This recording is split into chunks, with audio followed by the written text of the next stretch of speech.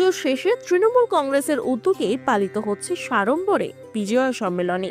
এদিন তৃণমূল কংগ্রেসের উদ্যোগে ডোমজুর কেন্দ্রে কোনা এক্সপ্রেস হাইওয়ে সংলগ্ন এলাকায় অনুষ্ঠিত হয় বিজয়া সম্মেলনী। এদিন মঞ্চে উপস্থিত ছিলেন সাংসদ কল্যাণ বন্দ্যোপাধ্যায় ও প্রসূন বন্দ্যোপাধ্যায়, বিধায়ক কল্যাণেন্দু ঘোষ, মন্ত্রী অরূপ রায় সহ একাধিক নেতৃত্ব। এদিন এই অনুষ্ঠানে উপস্থিত হয়ে আগাম উৎসবের শুভেচ্ছা বার্তা জানান তৃণমূল কর্মী ও সমাজসেবী জুনেদ লস্কর। লালটু সামন্ত, প্রিয় গোপাল যারা আছে প্রত্যেককে আসার জন্য অনুরোধ করবো। বরণ করে দিচ্ছেন আমাদের বিধায়ক। এরপর আমরা পরপর প্রধান, পঞ্চায়েত সমিতির কর্মাধ্যক্ষ, যুব আমাদের সমস্ত কিছু হারিয়ে গিয়েছিল।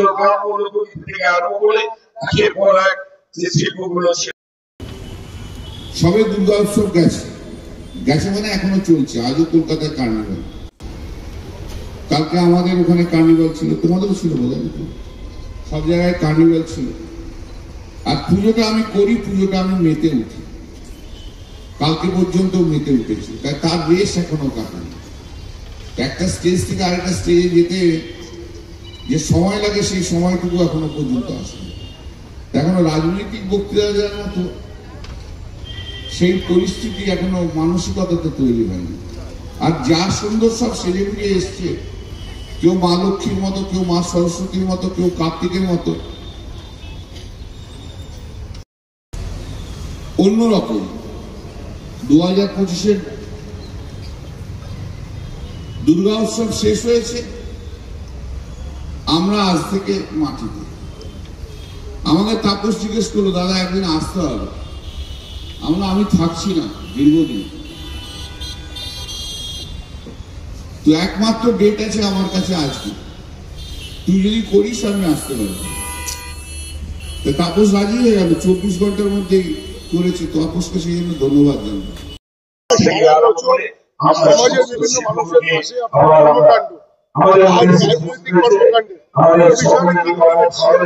আজ আমরা এখানে বিজয় সম্মেলনী অনুষ্ঠানে উপস্থিত হয়েছি।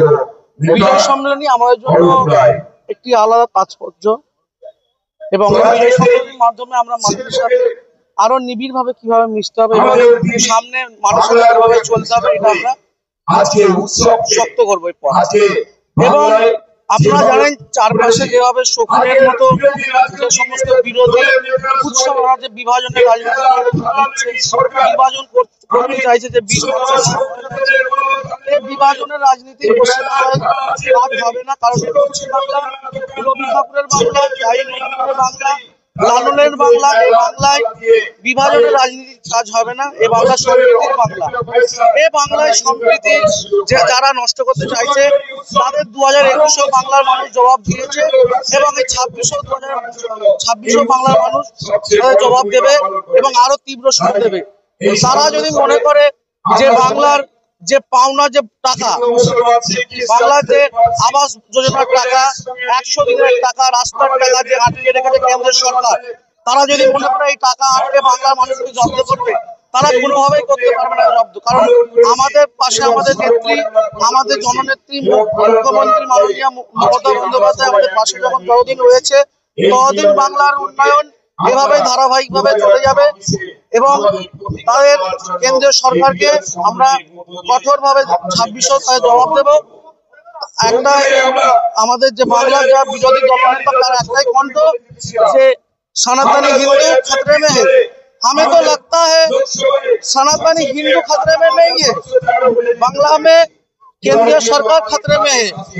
क्योंकि पिछली बार बोला था अगली बार 400 पार, 240 में अटक गया, और इस बार 26 में 77 में 21 में था, और 26 में 50 में लेकर आएंगे हम। यही हम बोलना चाहते हैं। खतरे में हिंदू सनातनी नहीं है, खतरे में आप हो। বিজয় শুভেচ্ছা সকলকে। এবং সামনে দীপাবলি আছে, আপনাদের সকলকে আন্তরিক আমার শুভেচ্ছা।